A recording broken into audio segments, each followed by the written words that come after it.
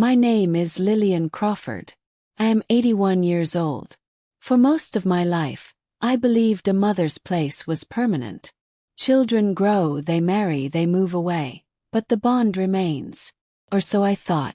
I never imagined that one day my own daughter would look at me not with love, not even with pity, but with irritation. As if I were nothing more than clutter in the corner of her spotless new life. It happened on an ordinary Tuesday. I was sitting in her kitchen, folding towels fresh from the dryer. The hum of the dishwasher filled the silence. My daughter, Denise, stood near the counter with her phone in hand, scrolling with a tightness in her jaw that I had learned meant something unpleasant was coming. "Mom," she said abruptly, not lifting her eyes from the screen. "We need to talk." I set down the towel. "What is it, Denise?" She finally looked at me, and the words that came out next cut deeper than any wound I'd ever known. "You're just in the way." The words hung in the air like a knife. "In the way," I repeated softly, hoping I had misheard. Her tone sharpened. "Yes, I can't keep living like this. My new life doesn't have room for all this." She gestured vaguely toward me, the towels, the chair I sat in, as if I were an old suitcase she couldn't wait to get rid of. My heart lurched. "Denise, I've done everything I can to help you. Your home, your children, your bills." She cut me off with a dismissive wave of her hand. "I didn't ask you to. You chose that. But I can't carry you anymore. I need space. I need freedom. You've become a burden, Mom. And I don't owe you my life." Her husband, Trevor, stepped into the doorway at that moment, smirking as though he had been listening all along. "She's right, Lillian. It's time you faced reality. You can't expect to stay here forever. People your age should move on." Move on. As if they were gently suggesting I step off the earth itself. The towel slipped from my hands.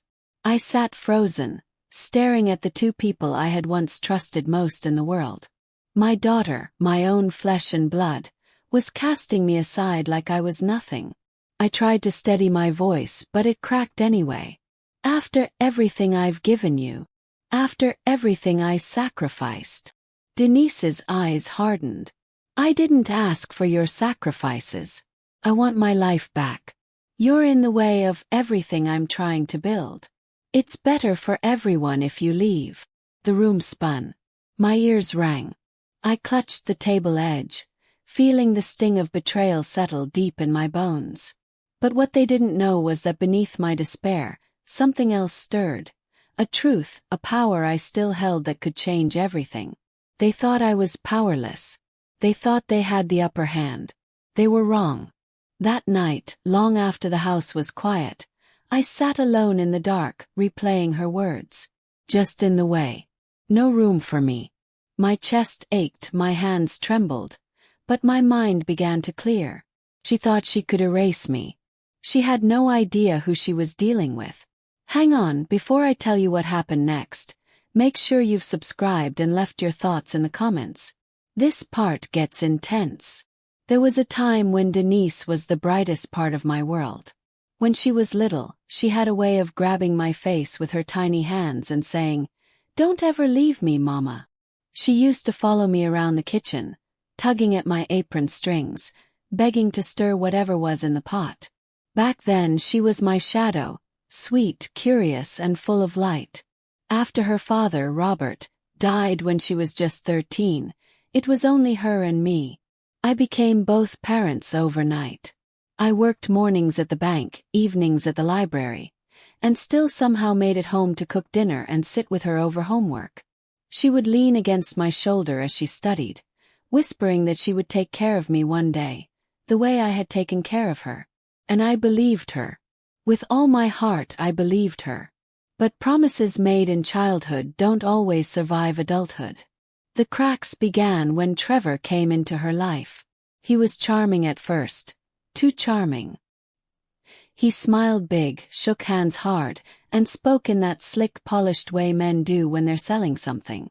The first night I met him, I caught the way his eyes slid across my dining room, pausing on the furniture, the dishes, the old clock on the wall. It was as if he was taking inventory, calculating value. After the wedding, Denise began to change. She still called me Mom, but the warmth in her voice thinned. She didn't need my casseroles anymore. She had meal prep subscriptions. She didn't want me to knit blankets for the children. She ordered trendy, minimal ones online. She stopped calling for advice, stopped dropping by with the kids. When I did visit, I noticed the way she smoothed the couch cushions after I stood up, as if my presence left behind a stain she needed to erase. The comments started small. "Mom, you're moving slower these days. Maybe you shouldn't try to keep up with the kids. They tire you out. You should think about downsizing. Don't you want an easier life?" They sounded harmless at first, practical. But behind the words was a message I couldn't ignore. "You're no longer useful." Then came the sharper moments.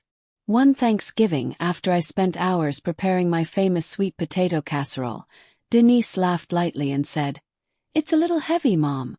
People don't eat like that anymore."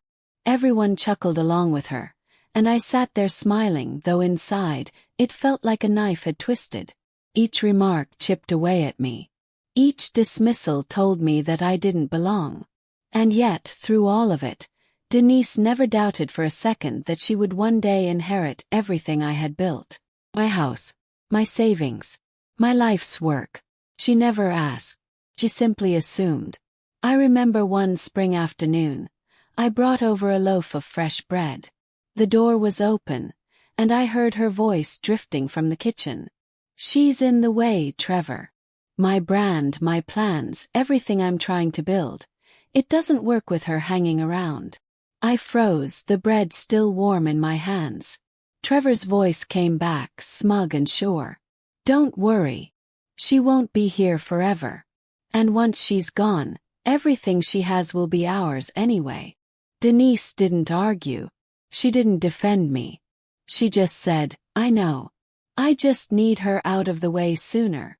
I set the bread quietly on the porch and walked back to my car, my chest aching as though someone had driven a stake through it. That night when I got home, I pulled out the folder from the drawer of my dresser, the one where I kept the papers no one knew about. I laid them flat on my bed, smoothing the edges with careful hands. Deed counts. And most importantly, the document that would one day undo every cruel word my daughter had ever spoken. Denise thought I was just in the way. She thought I was powerless. But she had no idea who still held the power in this story. The next morning, Denise announced over coffee, "We've scheduled a meeting with a potential investor for the studio. If it works out, we'll finally be free to live the life we want." I sipped my tea, hiding the faintest smile.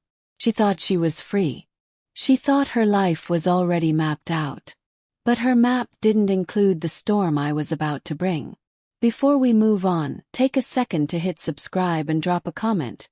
I'd love to hear what you think so far.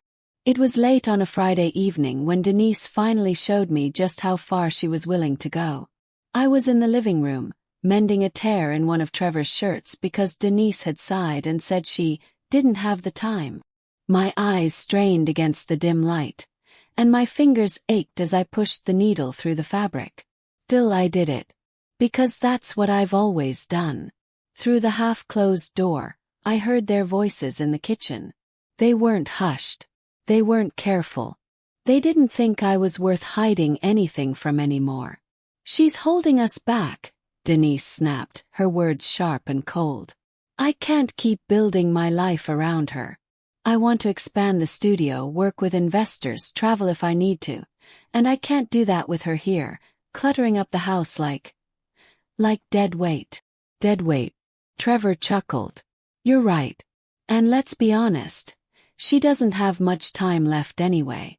Why not move her into a care facility now and get it over with? We'll have the space, the freedom. And once she passes, everything she owns will come to us. It's inevitable." Denise's voice lowered, almost gleeful. "I just wish it were sooner." My chest tightened. The shirt slipped from my lap. For a moment I couldn't breathe. I had known things were strained between us, But to hear my own daughter, my child, plotting to discard me like an old piece of furniture, to hear her wishing away my life so she could live hers more comfortably, it broke something inside me. I stood, cane in hand, and stepped into the hallway. My heart hammered against my ribs as I pushed the door open wider. They froze when they saw me. Denise's face went pale, then hardened, her eyes narrowing as if I were the one in the wrong. Trevor smirked faintly, not ashamed at all. "How long have you been standing there?" Denise demanded. "Long enough," I said quietly, though my voice trembled. Her arms folded across her chest. "Then you know it's true. Mom, you are in the way. You've become too much. You can't expect us to carry you forever." "Carry me?" My voice cracked. "Denise, I carried you through every scraped knee, every fever, every heartbreak. I worked until my hands bled so you could go to college, so you could have a life. And now you stand here and call me a burden." She didn't flinch. If anything, her tone grew colder. "That was then. This is now. You chose to sacrifice. I didn't ask you to. And I won't sacrifice my life for you. I can't." The words knocked the air from my lungs. Trevor stepped closer, his voice dripping with false sympathy. "It's better this way, Lillian. A facility will take care of everything. Your meals, your medicine, your needs. We'll still visit. Sometimes." I staggered back, gripping my cane like it was the only thing keeping me from collapsing. My vision blurred with tears, and my knees trembled. "After everything," I whispered. "After everything I've given you both." Denise turned away, her hand waving dismissively. "You should be grateful, Mom. At least we're thinking ahead instead of leaving you to rot alone." Grateful. That word again, cutting deeper than any knife. I stumbled back into my room, slamming the door shut. My body shook, my chest ached, and for the first time in 81 years, I felt truly unwanted. I sank onto the bed and wept until I could hardly breathe. My sobs echoed in the empty room, muffled by the quilt my mother once stitched. I thought of the nights I stayed up with Denise as a baby, singing lullabies. I thought of the times I denied myself food to make sure she had enough. I thought of the girl who once promised she would always take care of me. And now she wished me gone. I curled into myself, broken, hollow. But even in that darkness, one thought flickered. A reminder of the papers tucked away in my dresser, the truth that could tear her entire future apart. She thought I was powerless. She would soon learn just how wrong she was. As I lay there, the sound of laughter drifted from the kitchen. Denise and Trevor, laughing about the freedom they would finally have once I was settled. They thought they'd already won. They had no idea I still held the one card that could destroy them both. Before we go any further, click subscribe and let me know in the comments. What would you have done in my shoes? The night after I heard their laughter, I sat upright in bed, my tears long dried. My chest still ached, but the weight of grief had shifted into something else, something sharper. I had been cast aside, erased, humiliated. But I was not powerless. Not yet. In the bottom drawer of my dresser, beneath folded sweaters I hadn't worn in years, sat a leather-bound folder. My hands trembled as I pulled it out, not from weakness this time, but from anticipation. Inside lay documents, deeds, bank statements, and most importantly, the will I had rewritten years ago after Robert passed. I unfolded it slowly, smoothing the edges against my quilt. My eyes scanned the words I had memorized. My home, my accounts, my life savings. All of it carefully directed elsewhere. Not to Denise. Not to Trevor. To the grandchildren, to charities, to causes Robert and I believed in. My daughter's name wasn't anywhere near the inheritance she thought she was entitled to.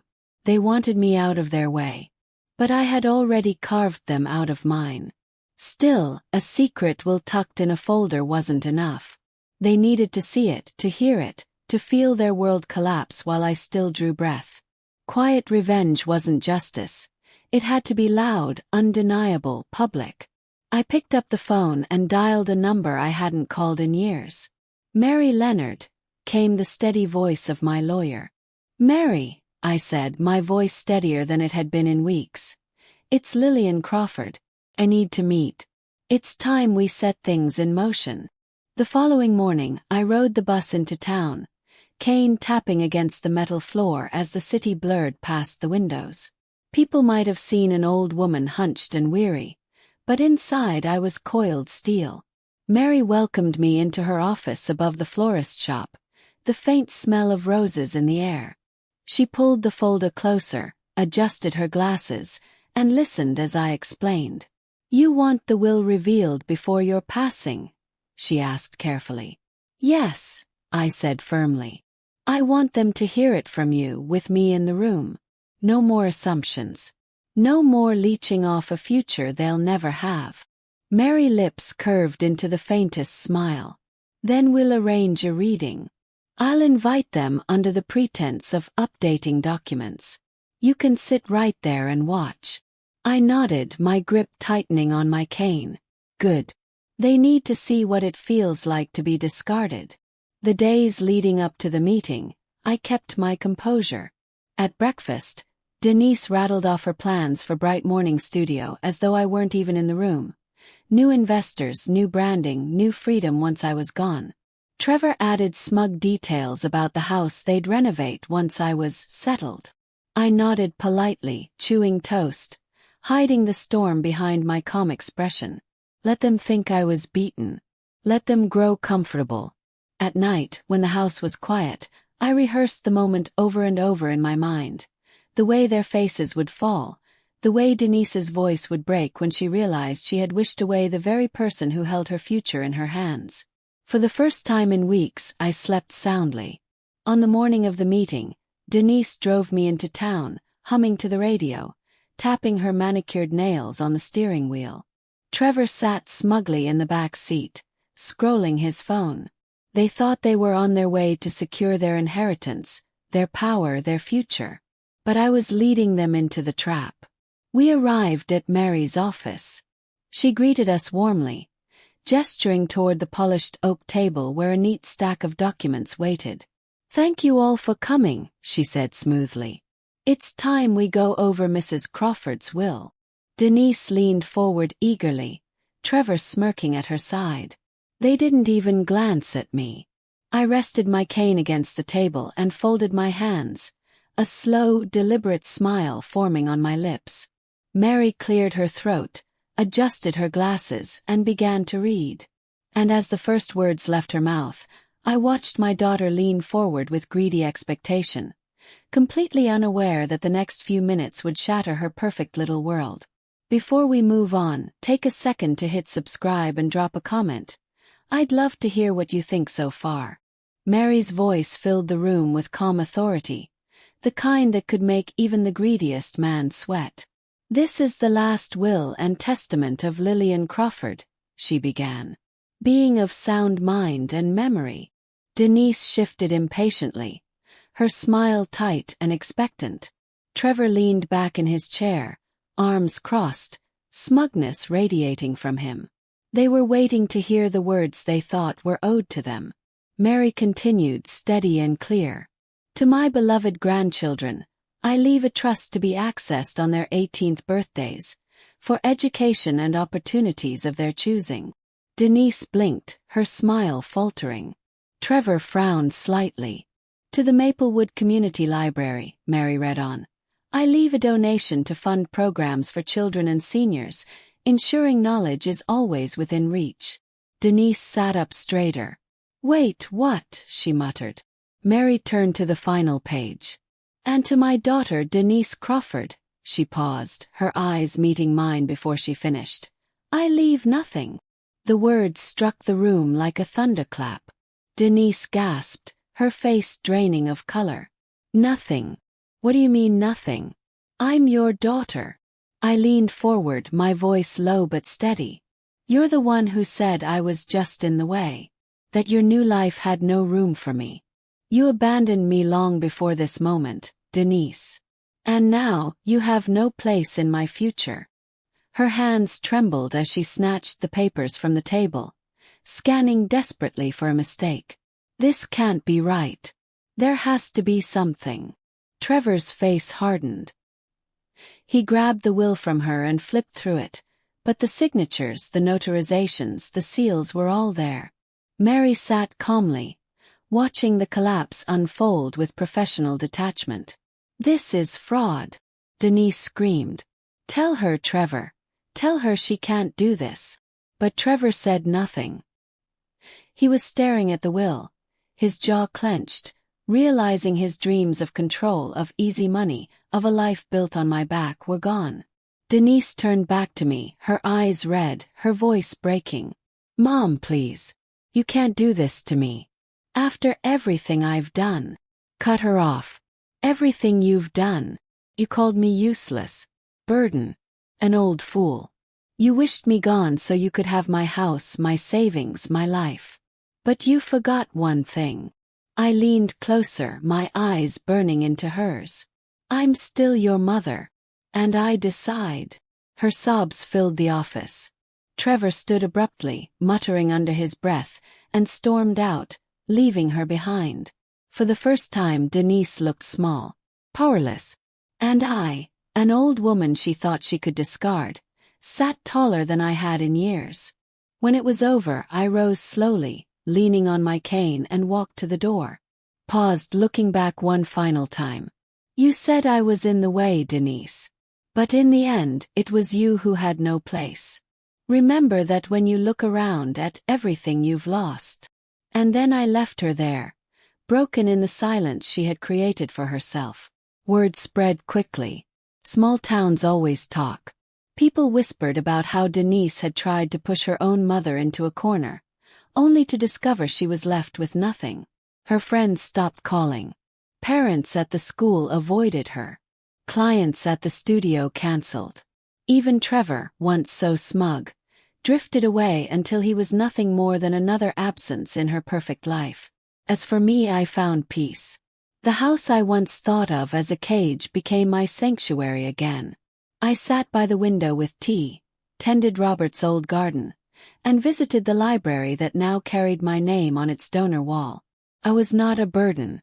I was not useless. I was not in the way. I was the mother who held the power, and I used it. Sometimes, when the sun dipped low, I thought back to that moment in her kitchen when she said her new life had no room for me. I smiled because in the end it was her name missing, not mine. Because some betrayals end, and others are only just beginning. She thought I was powerless. She thought she could cast me aside. But in the end, it was her name that vanished from my will, her world that collapsed, and her laughter that turned into tears. I didn't forgive. I didn't forget. I made her feel every ounce of the pain she gave me. If you want more stories of betrayal, revenge, and justice served cold, subscribe and hit the bell so you never miss the next one. Thank you for staying with me until the very end.